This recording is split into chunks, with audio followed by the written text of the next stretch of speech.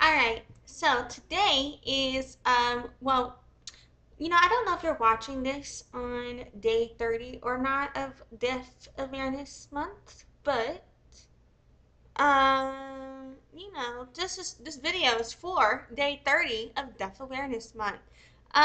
Or the 30th video rather, in honor of 30 days of the month. So, yeah, I fucking did it and I did it a day early. Hell yeah. Okay, I was behind, man, and you know what? We caught up.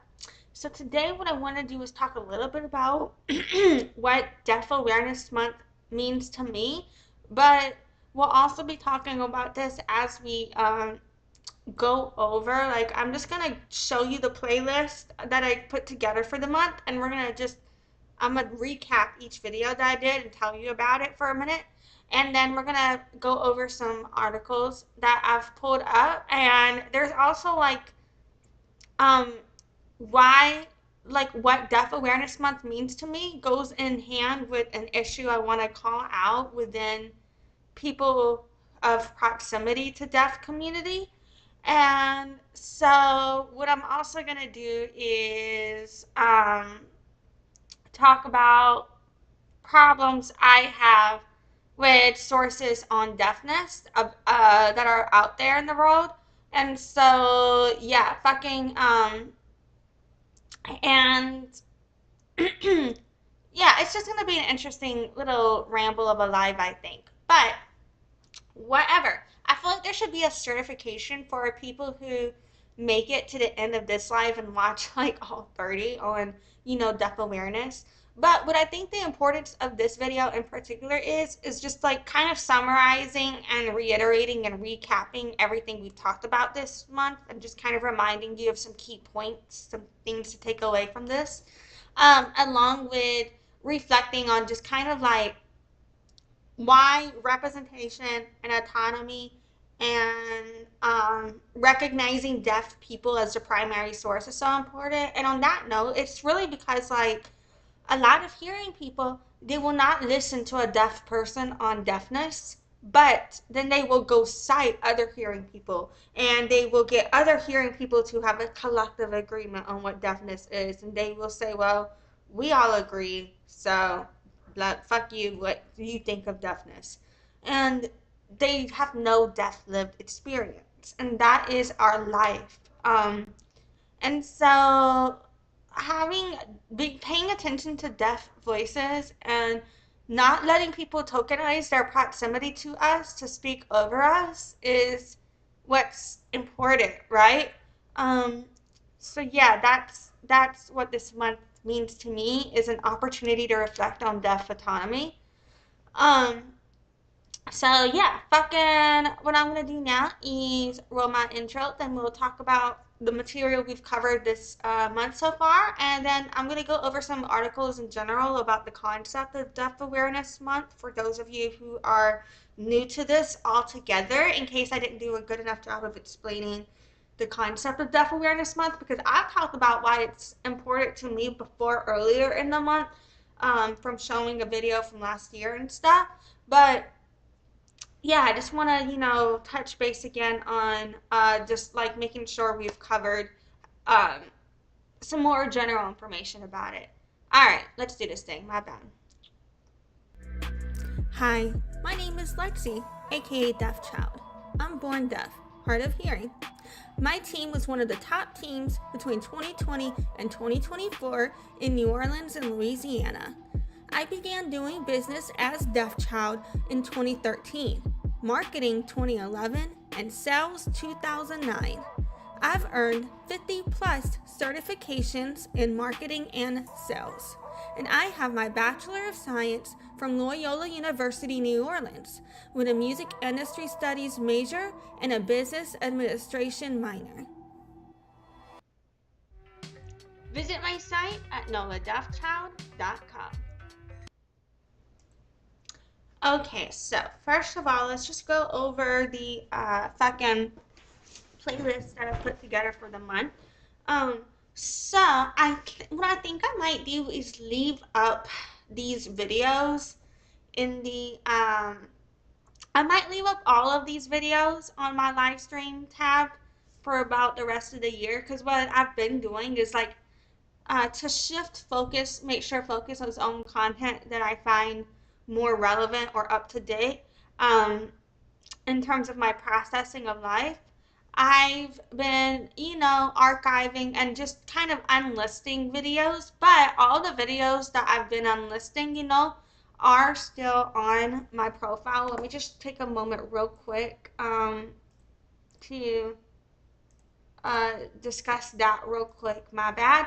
So I do have about 500 videos on my profile, even though at this time of the making of this video, about 130 are available to you. Um, in terms of like, those are public videos, so you can search them and they show up. But the unlisted videos still show up on my page. I'm not sure if the unlisted videos show up when you search here or not, but they are definitely going to show up in my playlist. And so there are a lot more videos on my fucking profile than are what's here. So what I think I'm going to be doing though, which is why I'm talking about this, my bad, is so I think I will keep up the lives because, at a certain point, I just take away material to make sure it's all up to date on my processing. Um, and so fucking what I think I'll be doing is uh, at the end of the year, unlisting all of the videos except for this recap and maybe keeping this recap up until next Deaf Awareness Month is what I think I'm gonna do. But that plan might change. But if you do see the videos get unlisted, I plan to still keep them on my page. Just go check the playlist and you can find them. So that's the point that I want to make. Um, so fucking first thing that we did was our first Deaf Creator Spotlight. We've talked about Coco, we talked about Sign Brat and Moomy Star. And these are all deaf creators who explore content in totally different ways. Coco, she will do a lot of sign language. Well, you know what? All three of them, I've seen all three do sign language interpretation to music. That's very common for us in the deaf community.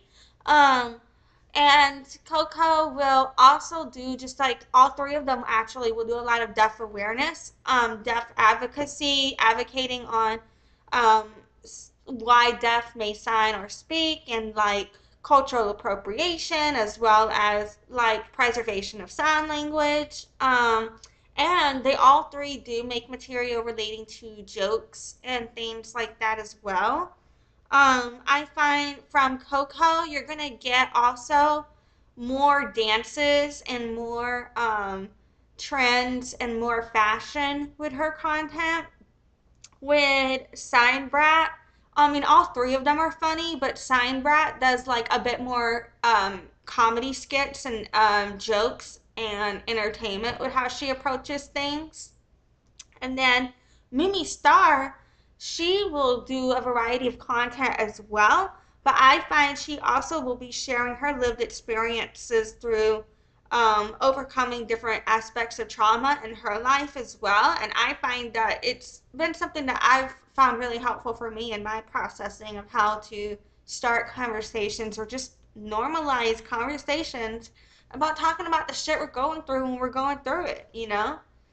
Um, and then for after that, we talked about my deaf family experience, and I just discussed my own life of how I grew up deaf, how deafness runs on both sides of my family, but there's a mix of deaf and hearing people in both sides. Um, with the next live, we focused on Unique, the deaf dancer. I wanted to do a live for her. She's done a lot for deaf community. So she's got deaf merch that you can get exclusively from her. You gotta get in touch with her to get that. Um, she's also got, she's an instructor. She's a deaf dance teacher. She owns a deaf dance, she's a deaf, I can't speak. She has a deaf dance team. She's a dance team anybody can join, but it's deaf owned. A lot of deaf people are on it. Um, fucking and I think that's in Arkansas if I'm not mistaken. And she's just an advocate, she's a mentor, she's active, and she's from New Orleans, so she's also been very active in not only Black deaf advocates generally, but also particularly the coming home to the New Orleans chapter. um and she does a lot for community. She's always there trying to push, like, anyone that she can forward, advocating for people, promoting people, showing up to events, being a spokesperson. She does a lot. So I took a live just to kind of celebrate her because I've really valued the mentorship she's given me. So yeah. And then after that, we took two videos to read John F. Stanton's article, Breaking the Sound Barriers, and it's about tools and technology along with how the American with Disabilities Act all came together in what led to some of the social progress there is today in deaf awareness and deaf rights and deaf progress, and getting access. And so he is an attorney with the, I think he, what was I about to say? Who is he an attorney with? It's, um, he is an attorney for the Office of Immigration Litigation at the Department of Justice.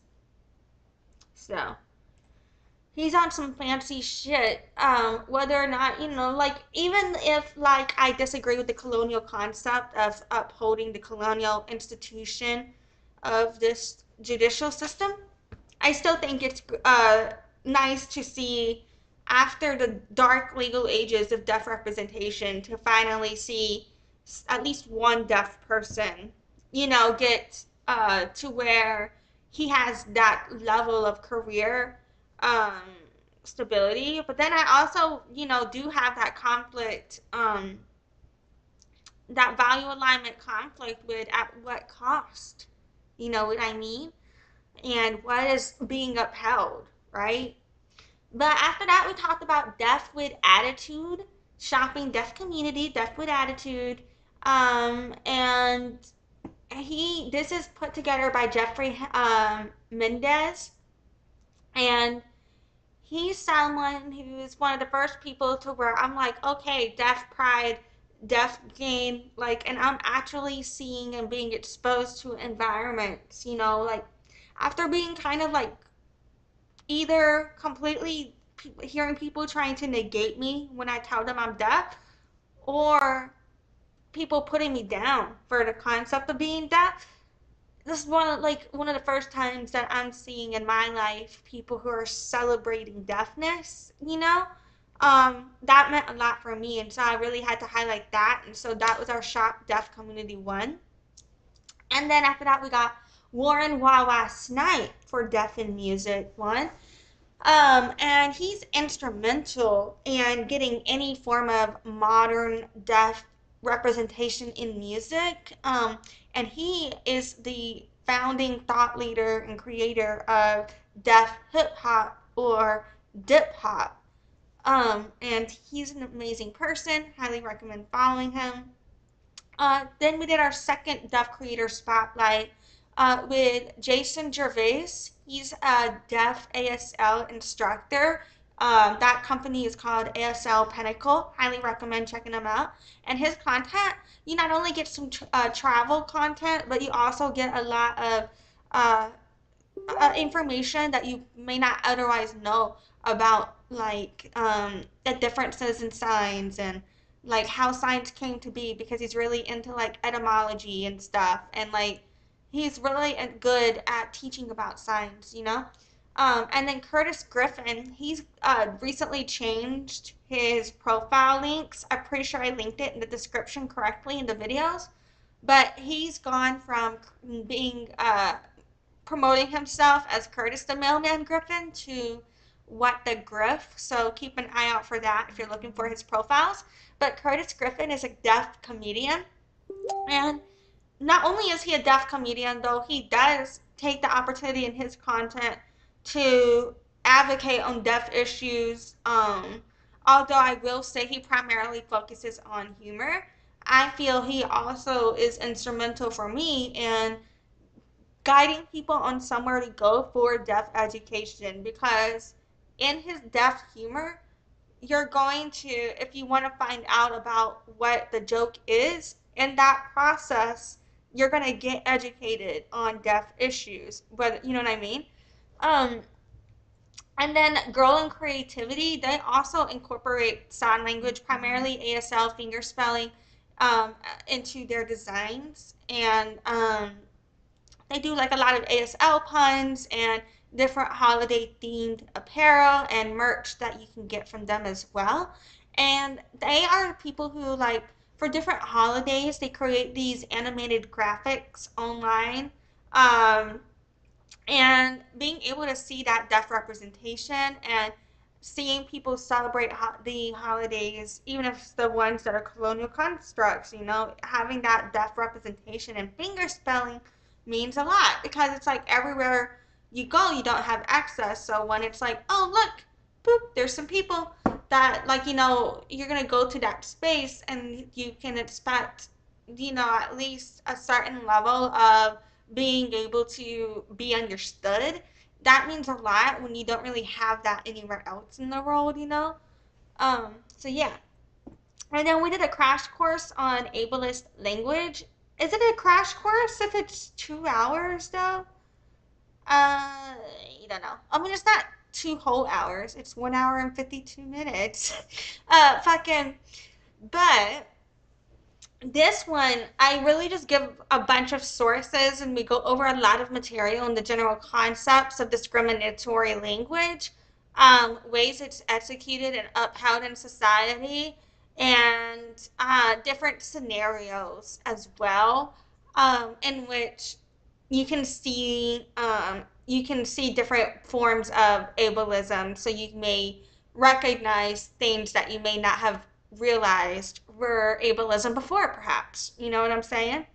Um, and this one, so not a lot of these videos that I'm giving you, um, are from my perspective. And because, as I've been saying, I want deaf people to be the primary source here on those videos where it's my perspective, I'm the primary source. I don't give a link to that because I'm the fucking source, right? But in any other video, I give, like, everything else. I have links, I have sources cited. So in the ableism one, I link you to where you can get to my sources, right?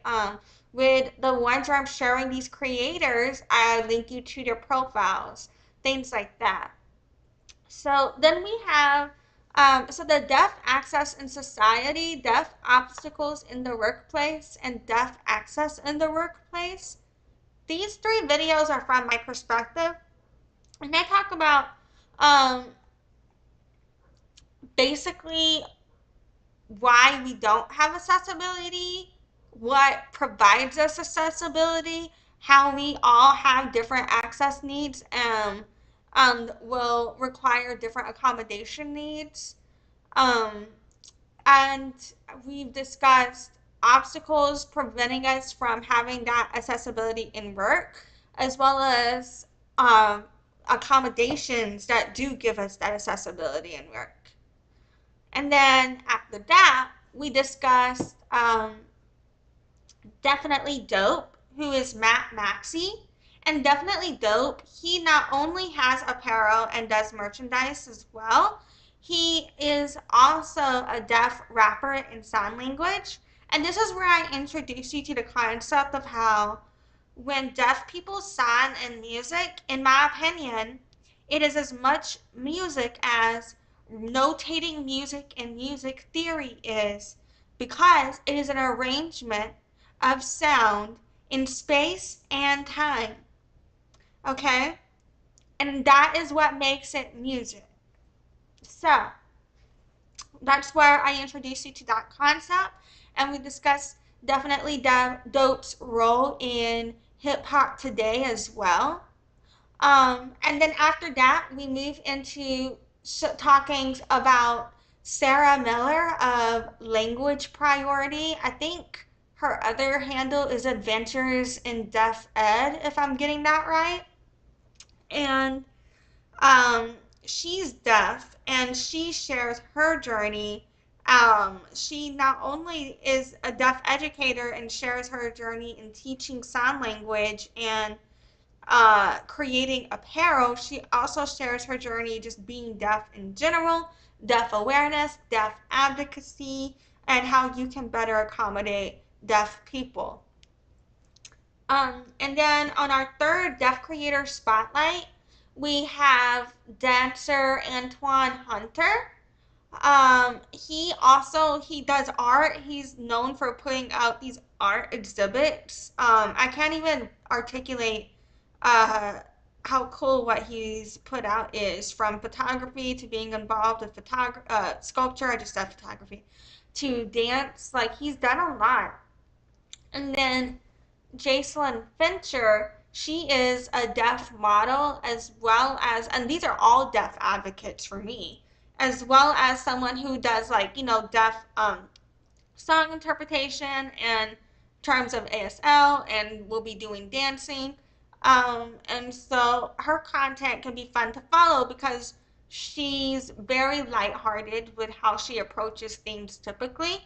And so sometimes when you're in a certain headspace, it's good to know that that's what you're going to get from a space, perhaps. And then we have Nakia Smith. Nakia Smith went viral for her cultural preservation of Black American Sign Language. And she also has done in the past, the sign language interpretation of songs, as well as just general deaf awareness, advocacy, and accessibility content.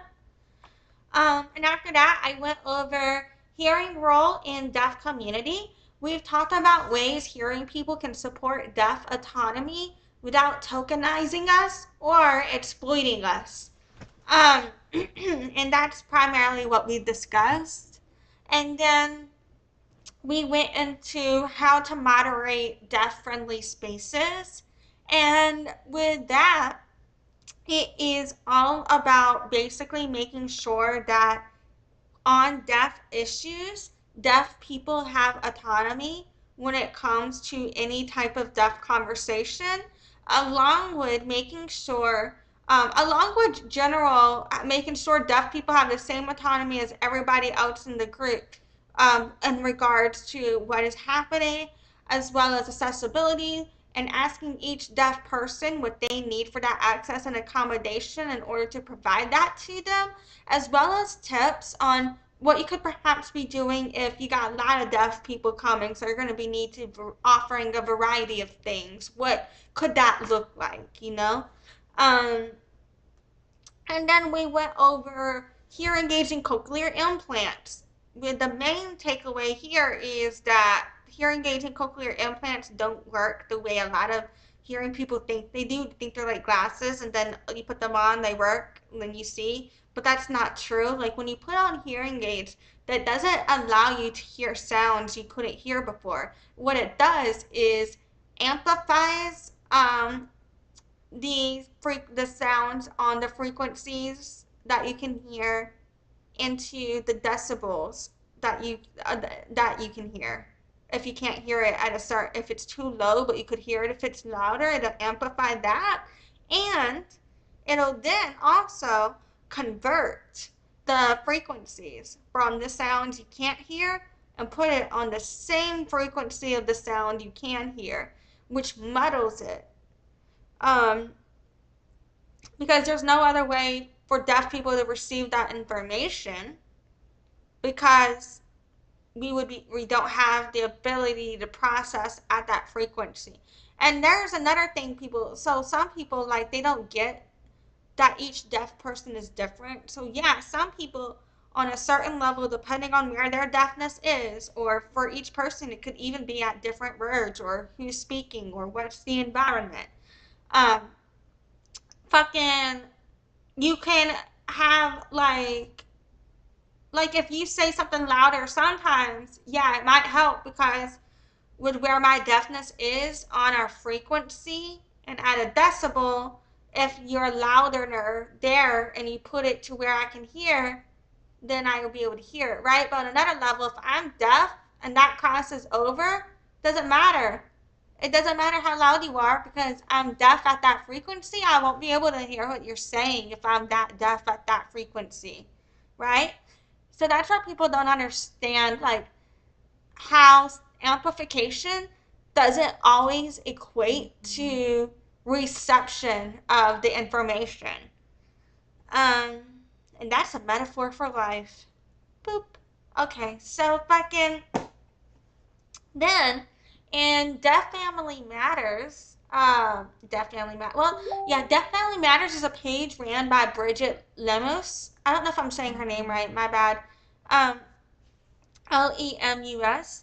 And so for her, she was our third shop in deaf community. So in the past, she's offered sign language courses. I didn't see that page up for this video, but I'm sure she might still be doing it because, well, maybe she isn't anymore. But in my head, it's like she's always done that. So I feel like she still is, but I don't know.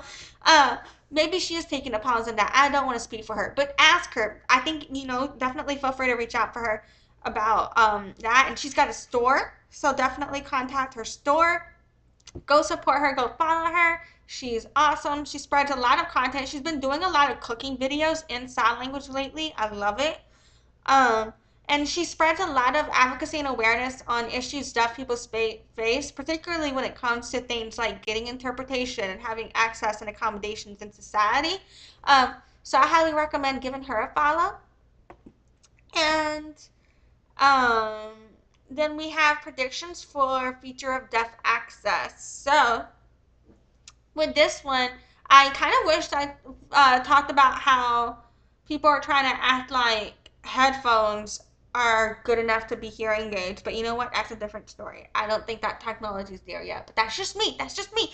Okay, so with predictions for future of deaf access, what I did talk about though is how I think current issues that we're seeing are just going to get exacerbated by some of the technological developments that we're seeing.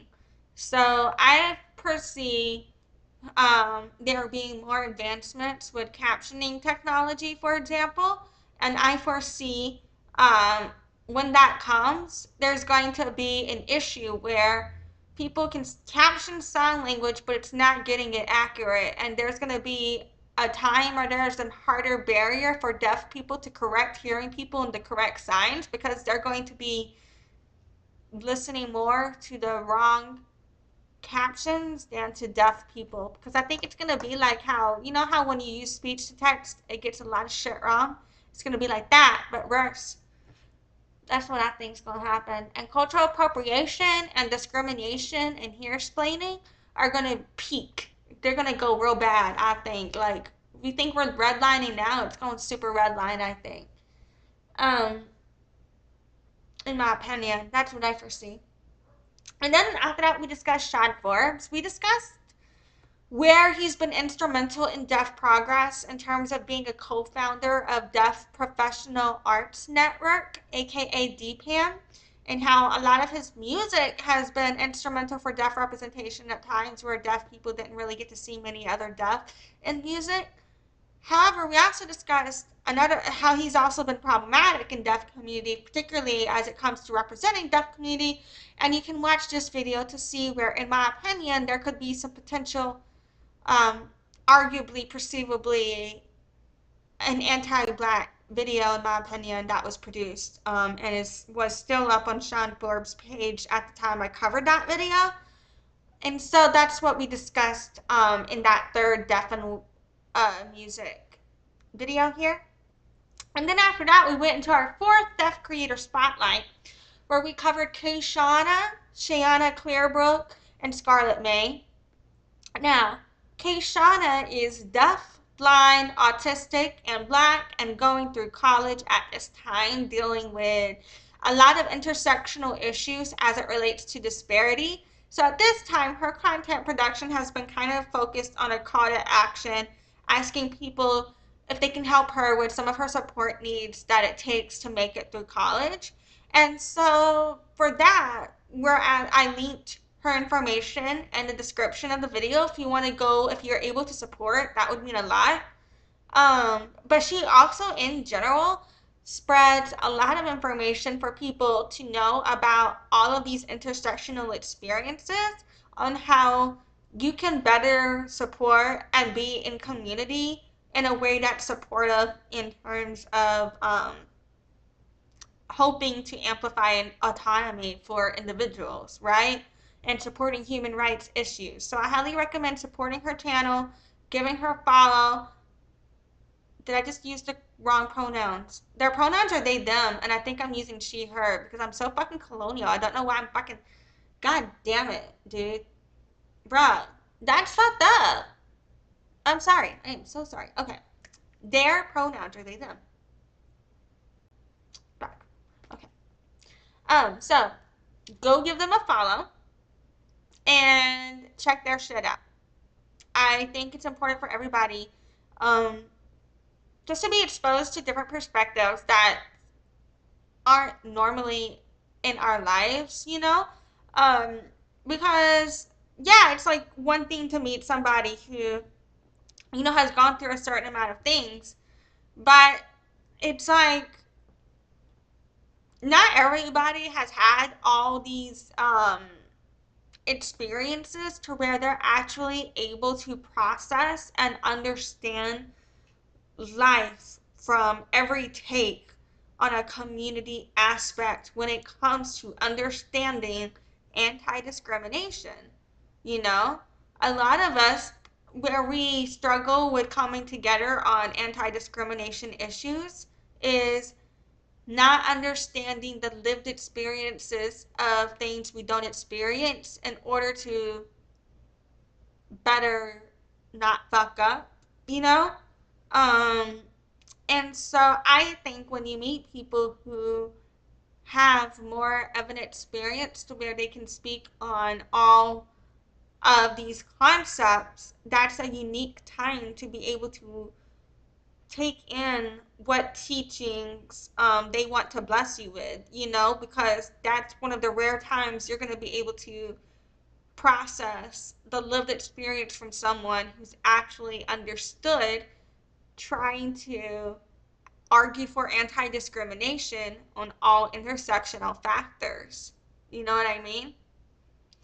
Um, and then with Shayana Clearbrook, she has gone viral for a long time on YouTube, but she's also gotten big on the Netflix series Deaf You. We talked for a little bit about how that series, I think there's pros and cons with it, the way it was, with it existing and being up there and published. It definitely shows social issues. I think any criticism people have about the social issues involved in that, very valid, Uh, but I will say it's a unique time for deaf representation. Um, yeah, I think I processed a little bit more of that in there. And so she's also did a video about being deaf enough. And I think that video is also important for a lot of deaf people too, who in various ways we're often, we're told we're not deaf enough for access or deaf enough to be valued or mattered. And so that video meant a lot for me to see. And then Scarlett May. Scarlett May does a lot of ASL videos with song interpretations, and she also does a lot of videos with educating hearing people on deaf issues, particularly when it comes to being raised oralized, for example, or how if we use assistive devices, it doesn't make us any less deaf, you know? Um, and so she's someone that I really admire for because she faces a lot of hate every day. And for me, I was never able to, at her age, I feel I wasn't able to take the discrimination that she was facing. She turns it into art and content, and uh, but the way she responds is so empowering for me to see because she is educating people, but she will also do it in a way that's funny or where she's the one having a good time with it and she doesn't show ever let anybody show that it's getting to her in a lot of ways. And there's a thing to be said where, on a certain point, you shouldn't have to, if you're impacted by something, not let it show, right? But on another level, for me, as someone who struggles with emotional regulation, I'm like, to see somebody younger than me be able to deal with things way better than I've ever been able to handle it, um, it makes me want to be able to do better, right? But then it's just like, am I being problematic by admiring her for being like, oh, she regulates her emotions better than me on social media? I don't know. I don't know. It could be problematic there. But I still feel like it's, the way she approaches advocacy, I think, is important for anybody to see in terms of not only understanding deaf issues, but also considering on how you can better stand up for yourself, on whatever issue you're facing, I think. Um, and then after that, we moved into what is causing the spread of deaf misinformation. And I believe it was in this live stream that I went over some of the previous readings we've done, particularly as it relates to Alexander Graham Bell and John F. Stanton. And we talked about the history of deaf people not being allowed to speak on deaf issues. And then we talked also about the history of um, it being promoted to spread misinformation on deaf people to make it harder for us to exist, because hearing people thought a deaf race was forming and they wanted to kill us all. And I know I sound crazy when I fucking say this, but I swear to fucking God, this really happened and I have the links to prove it. Please go and read. Please go check. So, you know what? I'm gonna get to where those sources are in just a minute. It's right here, but let me finish here and then we'll get here. Um, I'm sorry. I know I sound crazy, but I'm not crazy. Or maybe I am. Maybe I think I'm ableist. I'm trying to work on my internalized ableism. Decolonizing is a journey. People criticize me for like not being good with my language. That's so valid, dude. People criticize me for, even though like maybe like things in the past where I was ignorant, you know? Yeah, that's valid. Go for it. If anything ever comes out on me where I'm like, I don't even fucking remember it because, like, I'm a recovering alcoholic too. I'm like, if there's things that like people don't like about me, that's valid. But for a lot of things, there are things where I'm like, you know what, if you don't like me for that, that's valid. But then there's some things where I'm like, well, if you don't like me for that, well, fuck you. Because I've also like some things though where people don't like me for. It's where I've stood where I feel like I was standing on human rights issues. Maybe I'm problematic, but if I was being problematic, I wasn't educated to learn on what that issue was, right? But like, I'm against police and I'm against police brutality and I'm just against the entire construct of America. But a lot of people don't like me because I told a police officer the only good thing about him being a police officer is he might get shot. So if you don't like me for that, then you're probably just not going to like me at all, right? But then it's like other things where it's just like, oh wow, I need to work on my stuff. Like if someone doesn't like me because I'm so colonial, I don't do pronouns right, that's valid. Because why the fuck would anyone want to be around that, right? You know what I mean? That's what I'm saying. Um, for me. All right. And then did I talk about the fight for deaf autonomy? So after causing the spread of deaf misinformation, we talked about solution with deaf autonomy and how even though we've been struggling for deaf representation, ways we can provide and offer deaf representation. That's kind of like a follow up in the connected conversation there. And then we went into discussing deaf comedians. And so Curtis Griffin, also comedian. I will say you will get a lot, mostly comedy from his platform, and you're also going to get some other material, in my opinion. I feel you're going to be exposed to a variety of social issues on top of his comedy skits, and through his comedy skits would um, And actually, I think he recently did a video with the Flipside show. But and then fucking with the deaf comedians though, we went over Deafies in Drag, which is Selena Minogue and Casavina, and we went over the Flip Side show, which is Brett Schaffer. And those platforms are primarily focused only on comedy skits. And so that we centered them for deaf comedians. Fucking And then after that, I went over history of sign language ban and getting deaf access. And we just did kind of like an entire summary overview of how was history, sign language of history banned, where can you find out more information about all of this, and where in the civil rights laws that came about, how did those impact us getting the access along with some of the technology that's come about today. We discussed that. And then we did our fourth Deaf in Music with Raven Sutton. Raven Sutton is another deaf person who is a deaf performer and interpreter of music for deaf people. And we followed up our conversation on how sign language is a visual arrangement of music and sounds in space and time.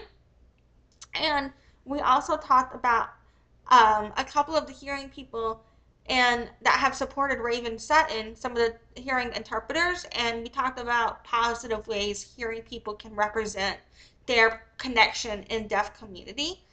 Um, then after that, of course, I'm gonna plug in a little bit of promo from yours truly.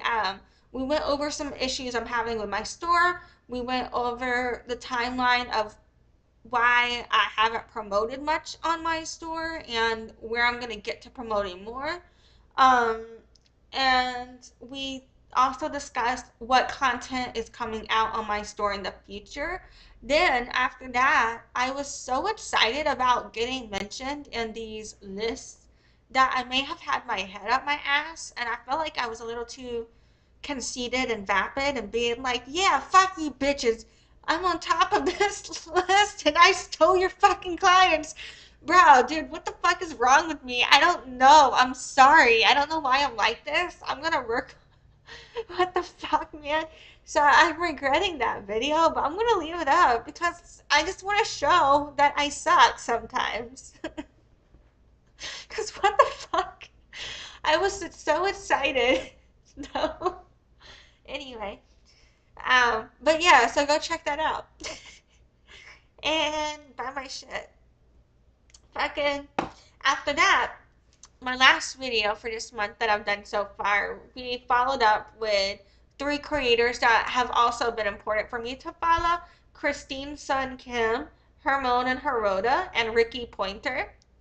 And from them, what I really like is how all three of them um, they express themselves in entirely different ways, but they all have integrated trauma into, I mean, in some way, I guess all of the creators have spoken on trauma, right? But um they built their platforms, speak by not shying away from their trauma.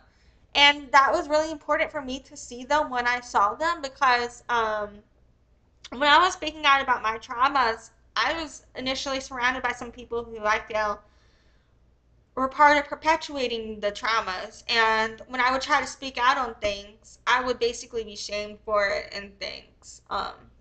And so seeing them speak on the things that I've always wanted to be able to talk about for myself and be able to be supported doing so is part of what gives me the encouragement and the motivation and the inspiration to keep trying, right? And so that's why creators like them are so important to me. And the deaf creators that I've seen shown are by no means an exhaustive list. For example, there's Rachel Red of Dozanu, and Rachel Red, I didn't fucking do it. I didn't mention her. What the hell's wrong with me? Fucking, go follow Rachel Red too. I'm gonna link her fucking shit up in here after this. Damn, what the fuck is wrong with me? I'm gonna link her Instagram and TikTok. Um, so yeah, I need to do more content, promoting and encouraging, because there's so many more deaf people I did not cover, and it doesn't mean I don't care about them. I was just like, these, like when you come across certain people in your journey and you just feel called to speak on why, when you came across them at a certain part in your journey, that's where you felt like you needed to discuss what that processing did for you then. That's what has come out of me. You know what I mean? So me not mentioning a certain creator was not by any intent to leave any deaf creator out, because there's so many out there. They are all amazing. Unless they're not, because you know what? Just because you're deaf doesn't mean you're great. Some deaf people suck ass. I'm fucked up for saying that, but it's true. Like being deaf isn't it like, like this, like shield, right? I don't know. What the fuck am I saying? Okay, so back to where I said I was gonna come back to, where I know I felt and sounded crazy, which is possibly ableism, internalized ableism here. Um, fucking, but I have sources on shit that I tell you guys, right? Whether or not I link them here. So right here in these playlists, I have the My Deaf History lesson, more of My Deaf History lesson, the Alexander Graham Bell live streams, and then the AGB live streams as well as the Alexander Graham Bell playlist. So the live streams are just the live streams, and the playlist is every video I've done on them. The Deaf Law and Deaf Social Progress, and Deaf History and the Disability Law playlist, Deaf in Music. Ixon versus Lawfer relates particularly to the American with Disabilities Act. Um, Deafhood, My Deaf Journey, Deafhood, Representation, Society, and Business, Hearing Opinions versus Deaf Lived Experiences. And then I did 2 live readings of the entire publications. One's The Memoir upon the Formation of a Deaf Variety of the Human Race by Alexander Graham Bell, and one's Marriage and Address to the Deaf by Alexander Graham Bell. I might do like this live reading entire publication playlist for the John F. Stanton, if I didn't already. I don't remember if I made a playlist just for these two, but I might. Um, and then I did the news flash on Murney and 83 misnomers, Catherine Temp, cultural appropriation here explaining videos, including memoir upon the formation of a deaf variety of the human race with Alexander Graham Bell, regarding criticism, commentary, comparisons, and readings, as well as Jello Program reporting. And Jello Program is a creator on TikTok that harassed deaf community for several months over a year ago. Let me knock on wood that she doesn't come back. Um, but yeah, I'm gonna go check and see if I did a John F. Stanton playlist reading on the John F. Stanton article playlist. If I didn't already yet, that might be a new playlist coming out. But anyway, so in these playlists, most of these videos, when I have sources for it, all of those sources are linked in the descriptions. But if you can cut through that bullshit by watching the Murney and 83, or the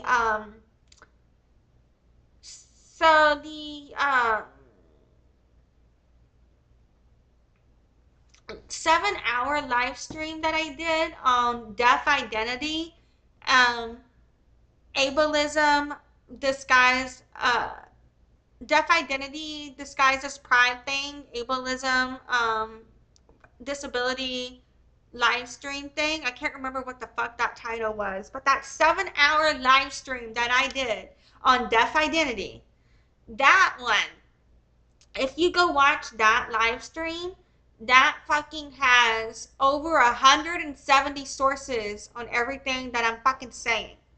And then, um, sometimes I don't put a source because it's my perspective, my opinion, my lived experience, right?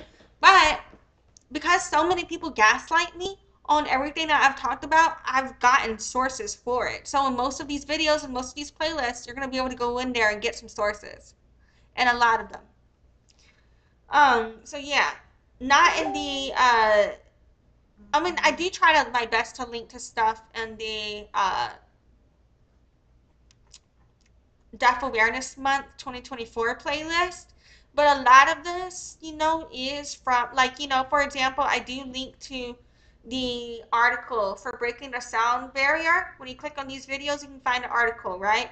And for each of the creators I mentioned and the sources I have on them that I talk about, like all of that's linked in those videos. But when it comes to the concepts that I'm speaking on that I process, you're going to have to go do the work to dig into these playlists to get those sources.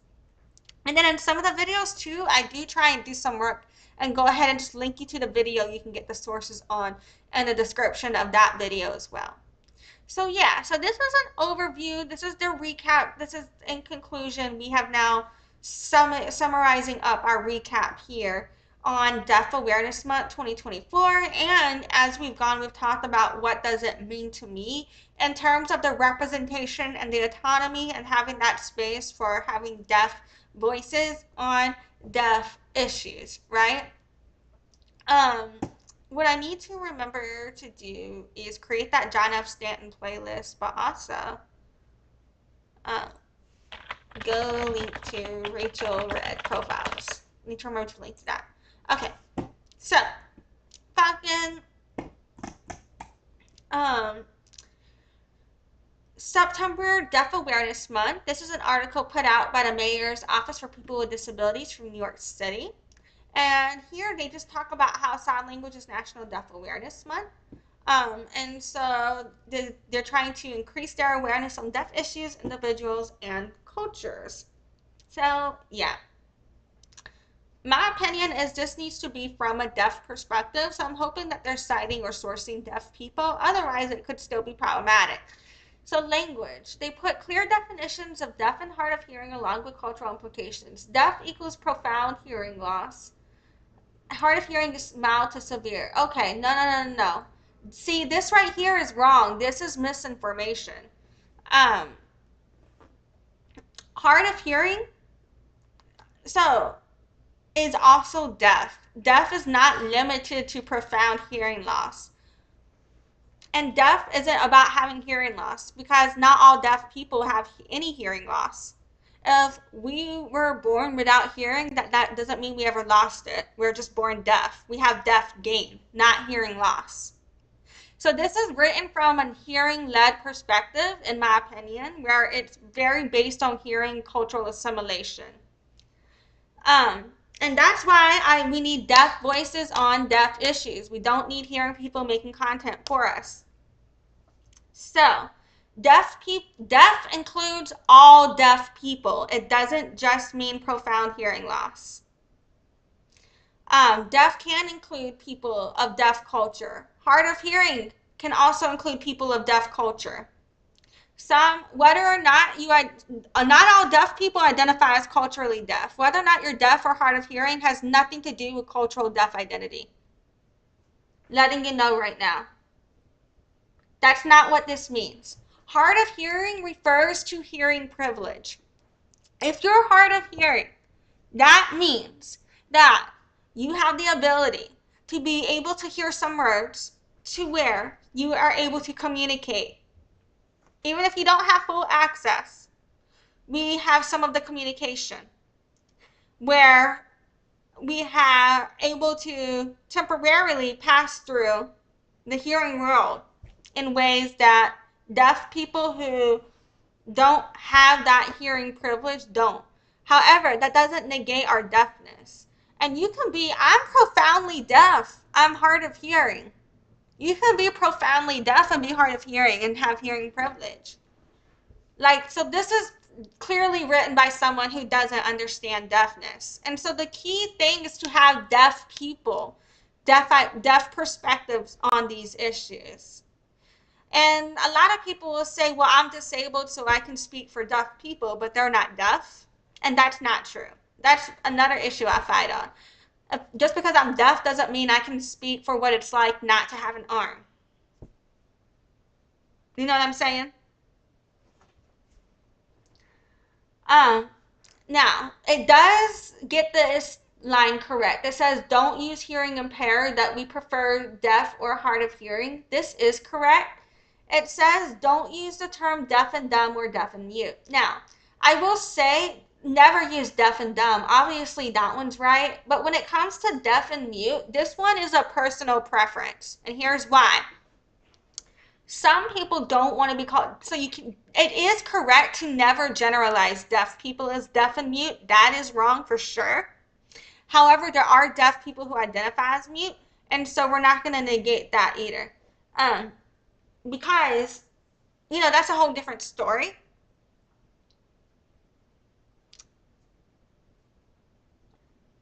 But yeah.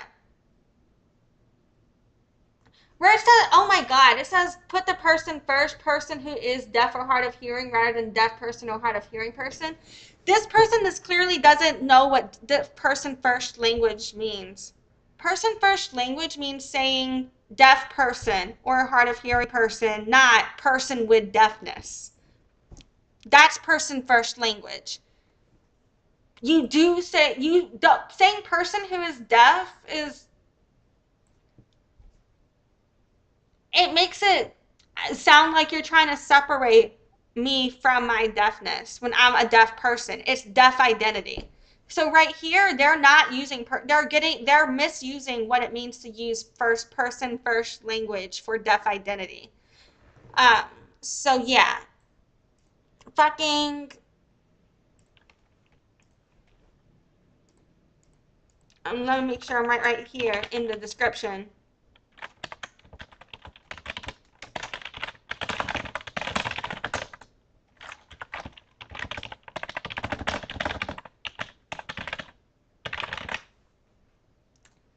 And all the sources that I have correcting them on all of this in the 7 hour ass live stream, go check out those sources because I already know these bitches are wrong on this shit. I don't have the mental energy to go correct it right now.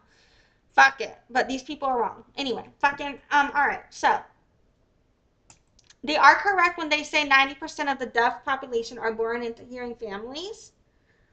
And they are correct when they say more than 70% of hearing parents don't sign.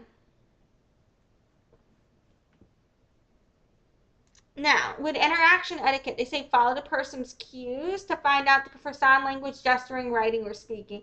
The fuck do they mean gesturing, though? That sounds like they're infantilizing sign. Always face the person and speak clearly. They are accurate with the lip readers, only get 30% of what's being said. When it comes to shouting, I mean, that, like I was saying before, with it depends on the decibel and frequency. So that goes back to asking the deaf person, but they are correct. Where typically most people just look like dumb, like they're yeah. I'm about to be ableist, but they just don't look, they're just not very informed. Um, they too talk about tapping a deaf person's shoulder to get their attention. Um, just because you have an ASL interpreter doesn't mean you should ignore a deaf person. A lot of people will do that. They'll have more of a conversation with the interpreter than the deaf person. Um, Whenever they say it's rude to watch deaf person signing, it's similar to eavesdropping. Um, they're most likely aware that you're staring at them and they're probably talking about you. I don't know why the fuck they said this. Okay. It's just rude to watch deaf people in general, just like it's rude to just stare at anyone, period.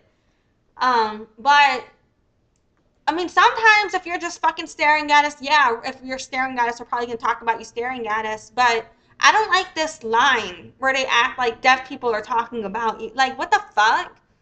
Fuck you. You don't know what the fuck we're talking about, and you can suck my dick. Now I'm gonna talk about you, though. You fucking suck ass. Whoever wrote this really fucking sucks. I don't like them. Um, New York City government. Who the fuck is writing your shit? Who's on your marketing team? They suck ass. Who did this website? Fire them. Take this shit down and put some shit up from deaf people. Um, alright. Is this a hearing person or a deaf person? I'm not even gonna go into that right now. But anyway, I pulled this up to talk about Deaf Awareness Month, man. I'm just like pulling up these are the first sources when I Google Deaf Awareness Month. These are the first sources that come up, and it's hearing led, hearing focused, hearing centered on deaf awareness month. So frustrating. Um, so even on Deaf Awareness Month, hearing people try to censor themselves, even then they don't let deaf people represent ourselves. Fucking so the University of Washington made an article last year for Deaf Awareness Month that we're looking at now.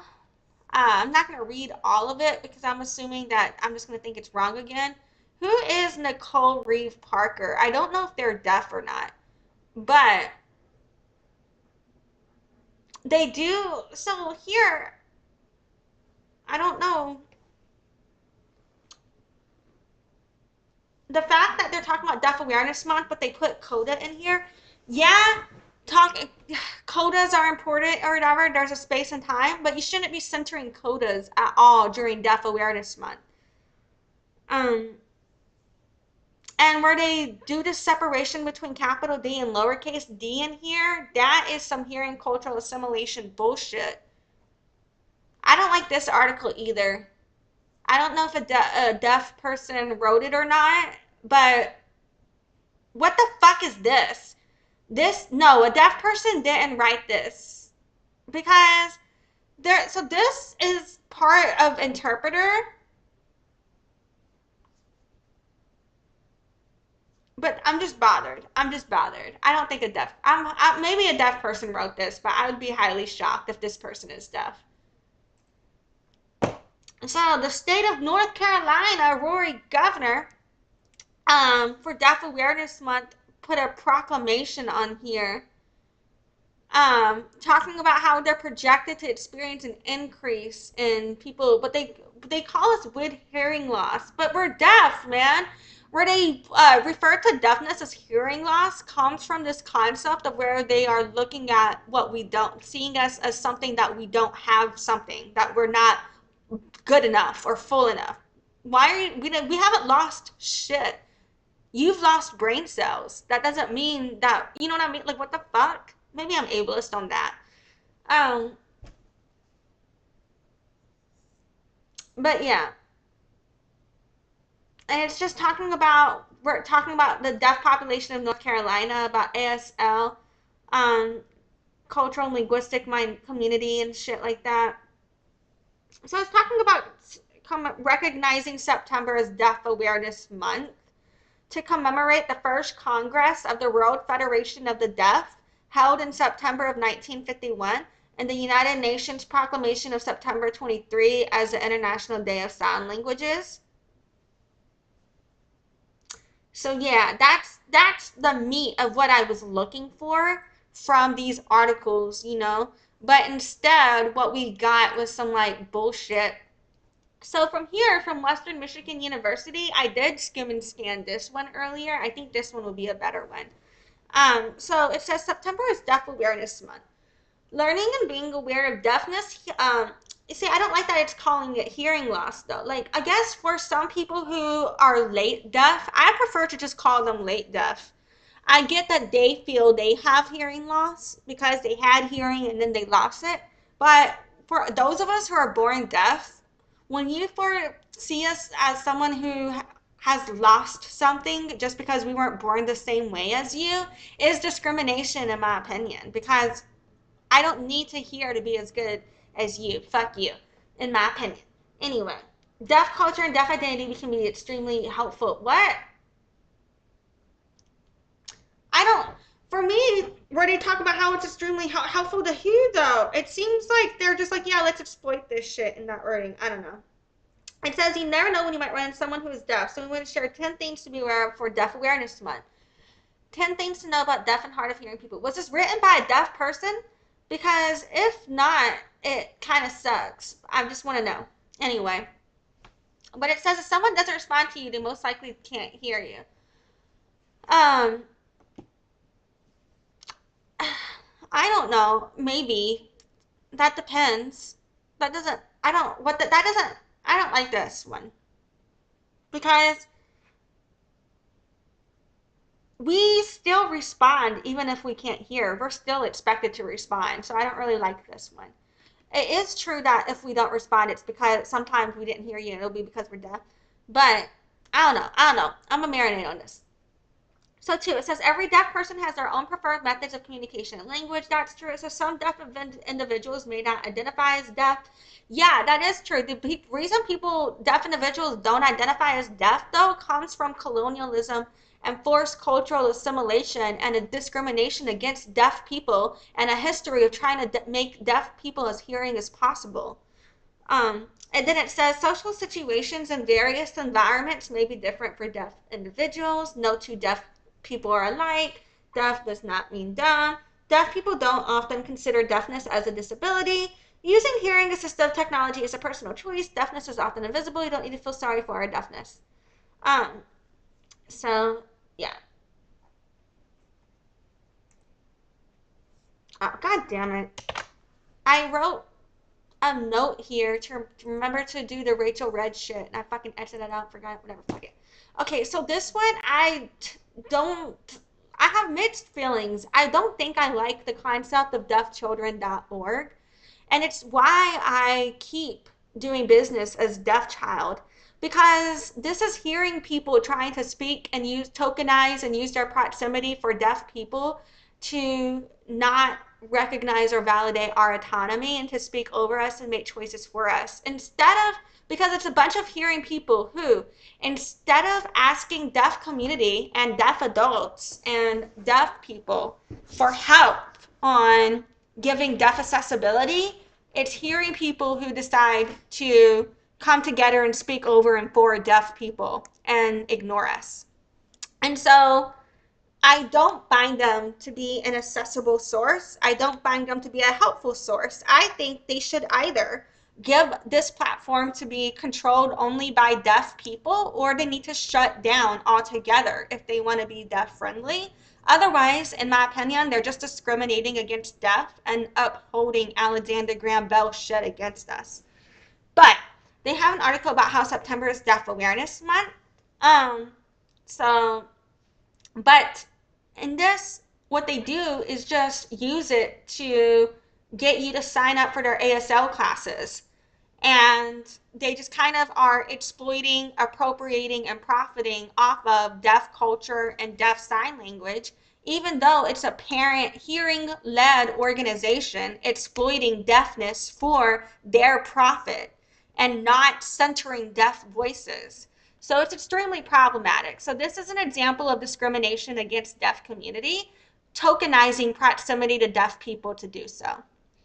Next up, we have, and the last link on the first page of Google is the only clearly deaf-led source that I found, from Molly Glass, who is deaf, from nagish.com.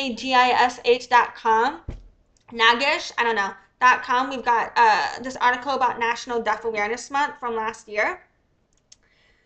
And it says, every September, Deaf Awareness Month spotlights deaf culture, language, and accessibility issues. Join us in celebrating. It's from Molly Glass. And it talks about the origins and history. It says, do you know that according to the Hearing Loss Association of America, approximately 48 million Americans have hearing loss. Deaf Awareness Month shines a light on deaf culture and honors key figures in the deaf community and important historical milestones. And so it started because at the Martin Luther King Jr. National Library, 2 deaf employees taught their colleagues sign language. This inspired the library to host Deaf Awareness Week in Washington, D.C. The National Association of the Deaf caught on and turned it into a month-long event in 1996. From 1997 onwards, National Deaf Awareness Month has been observed every year in September. So yeah. So during Awareness Month, 3 important events in deaf history are remembered. Read on to learn more about these events. So we have the first public school for the deaf. The first school for the deaf opened in Hartford, Connecticut in 1817. Thomas Hopkins Gaudinet and Laurent Clerc founded it, now known as the American School for the Deaf. This was a significant event as many believe the deaf could not be educated before its establishment. I will say, though, it's important not to whitewash the atrocity. This is, in my opinion, also one of the residential boarding schools as well against indigenous people, because the indigenous people who were assimilated into these schools They had their sign languages. They were not allowed to use their own sign languages. And white people would take the signs they liked from native people and pretend like it was theirs and make it and claim it as their own language, even though it wasn't.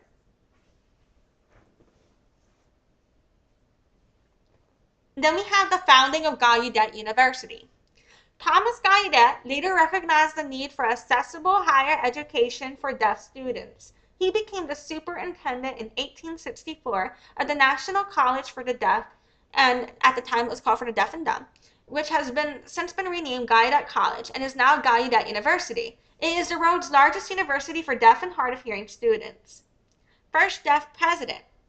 Gallaudet University has a long history of having hearing presidents.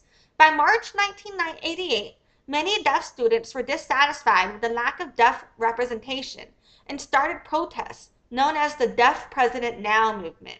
After announcing a hearing candidate over two deaf candidates, the students, supported by faculty, staff, and alumni, refused to accept the decision and shut down the campus. The protests gained national attention and closed the campus for a week, eventually leading to the appointment of the college's first deaf president, Dr. King Jordan. Importance of awareness. Awareness aims to educate and bring about necessary change for a specific group. Let's learn more about the goals of Deaf Awareness Month. Educate society. There are many myths and misconceptions about deafness and hearing loss. Education dispels myths and teaches people what life is like for the deaf and hard of hearing.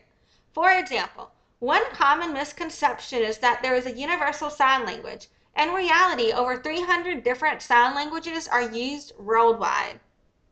Promote inclusion.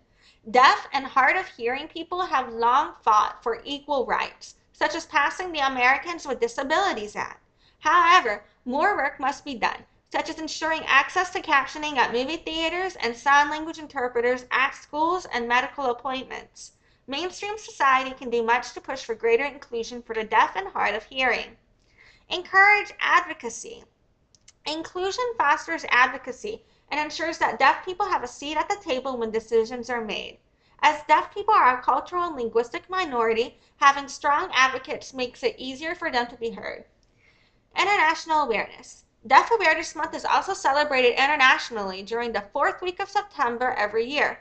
The organization World Federation of the Deaf promotes International Week of the Deaf, which highlights the importance of the human rights of the deaf worldwide. So yeah. And then Molly, she is a deaf mom and lives in Virginia. And so, yeah, and you can read the rest of that article. It's linked in the description of this video.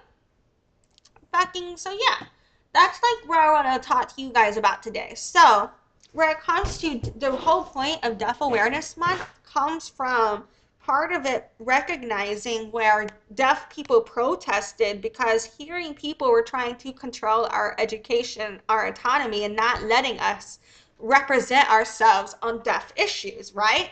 And so that's why when I see hearing people be like trying to celebrate Deaf Awareness Month without including deaf perspectives, it just pisses me off because like that's not celebrating Deaf Awareness Month. You're causing the problem. You're the problem. You're why we need Deaf Awareness Month. And you need to center deaf voices. So again, it's one thing, in my opinion, to process your opinion on these issues. Like if you're someone who, say you're a makeup artist and you make your content primarily on makeup, but you talk about your life while you put your makeup on. And while you're talking about your life, you say how you feel about deaf issues with the goal of trying to support us. You're not trying to speak over us. You're just trying to say, man, I just wish deaf people were heard and listened more in society. I don't know why no one listens to them. Say you're doing that, putting on your makeup, right? It's what you talk about because you care about it and it's crossing your mind, but you're not sitting there like, like you'll talk about it sometimes if it matters to you, but you don't sit there and try to create content off the concept of deafness and rank for deafness in SEO and use deaf concepts in your marketing and appropriate our signs, then you're fine, right? It's when hearing people try to speak for us, tokenize their proximity to us, to speak over us and not allow us to have autonomy, that's when I get like, well, fuck you. You suck ass. You know what I'm saying? Um, and so that's what Deaf Awareness Month means to me. It's a time to reflect on deaf autonomy. It's a time to reflect on deaf history. It's a time to recognize that deaf people are the primary source on deafness, not hearing people. So yeah, fucking all right. Well, I think that's a good summary for what I'm processing now. Thank you for being here. If you watched all of this, it's like, wow, you should get a gold fucking star, man. Um, I hope you have a great night. Thank you for being with me. And yeah, bye. Thanks for watching. Join the loyalty program at noladeafchild.com/loyalty and check in during live streams to get points for rewards.